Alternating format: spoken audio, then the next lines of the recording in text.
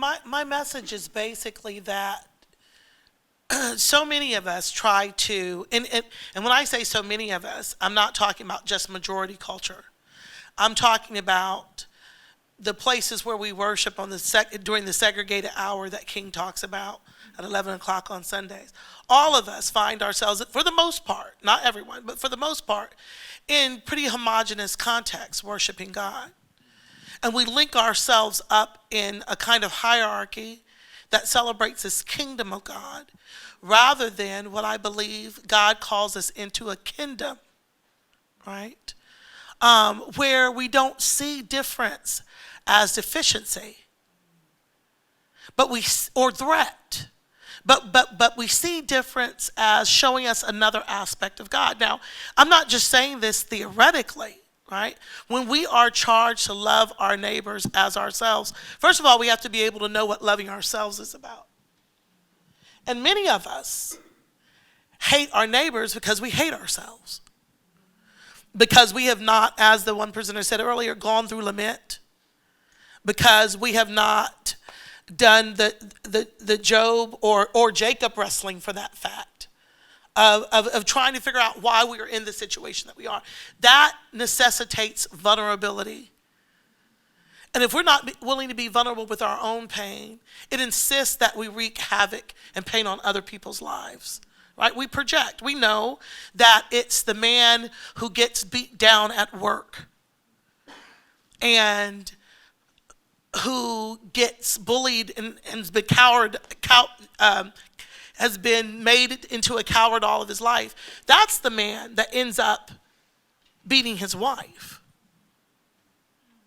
Right? That the person who suffers from addiction, whether it's from heroin or food, right, shopping or television, is because there's some hole that they're trying to fill. And whoever blocks them for filling that hole, right, gets squashed. I mean, I think what we're called to do wherever we live is to first deal with our own dis-ease so that it might not become demons, right?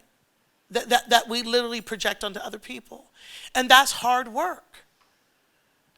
It calls us the kingdom of God as, and I'm using a phrase by Mujerista ethicist Ada Maria Sassi Diaz, that she says it's in the voices of the particular that we might find what is both immanent and transcendent.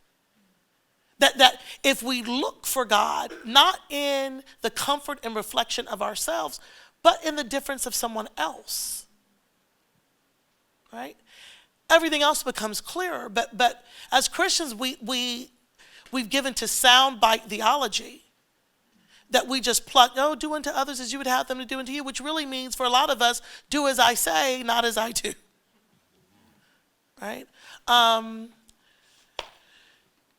It's really believing in God.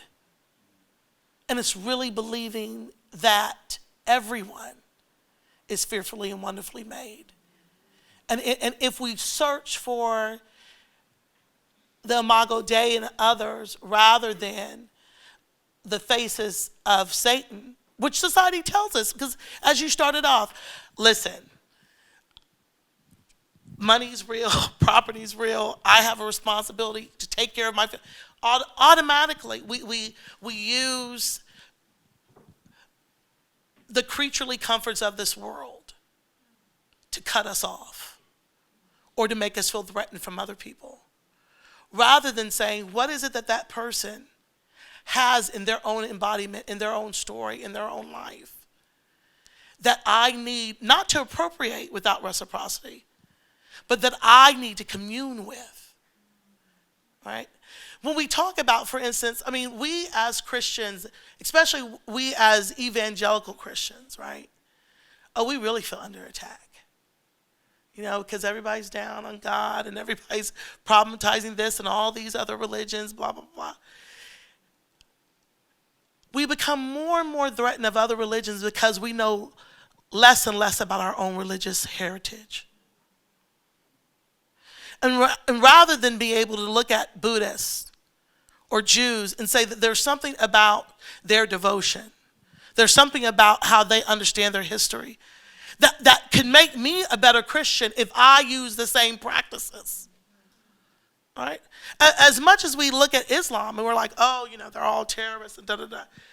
The devotional practices that Muslims undergo day in and day out, no matter whether they're working, right? As Christians, Sabbath, whatever, I have to work. Walmart says I have to come in.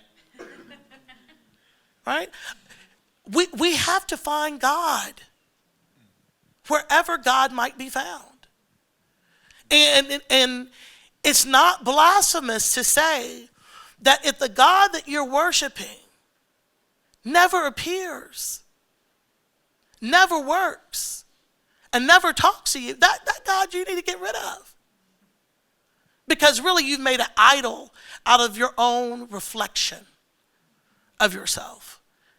So that might seem very preachy and long, but I really think that we have to first deal with our own discomforts, our own holes, and wrestle that out with God, and then figure out how other people can help fill that, and not in the dismissing and abusing of them, but in the affirmation and appreciation of them. A lot of us are afraid also.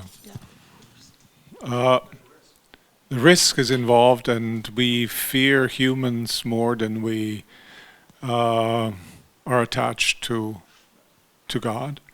And when we kind of muster strength, then we kind of have to puff ourselves up, and then we become, unwilling to listen to others. And so we go between this mindless engagement, or what seemed like almost forced engagement, when we engage without listening to others, or kind of timidity. And if we found our center in God, and then moved out in these two ways of both learning and standing by what we believe is true, and not fearing that we will be undone.